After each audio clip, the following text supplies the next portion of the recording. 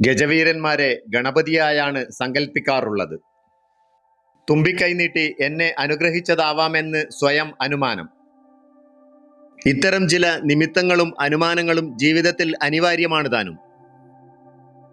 കൊട്ടിയൂരിൽ നിന്ന് ലഭിക്കുന്നത് എന്തും വിശിഷ്ടങ്ങളാണ്.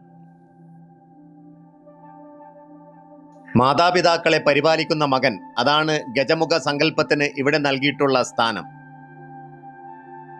അഴകൊത്ത രണ്ട് കരിവീരന്മാരാണ് അക്കരെ കൊട്ടിയൂരിൽ ഈ വർഷത്തെ ഉത്സവത്തിന് എത്തിച്ചേർന്നിട്ടുള്ളത്. ഉത്സവത്തിൽ ഇവർക്കുള്ള സ്ഥാനം ഏറെ ശ്രേഷ്ഠകരമാണ്. ചെയ്യേണ്ടുന്ന ഓരോ കർത്തവ്യവും എത്ര ക്ഷമയോടെയാണ്, അനുസരണയോടെയാണ് ഇവർ ചെയ്യുന്നതെന്ന് കണ്ടാൽ നാം അത്ഭുതപ്പെട്ടു പോകും.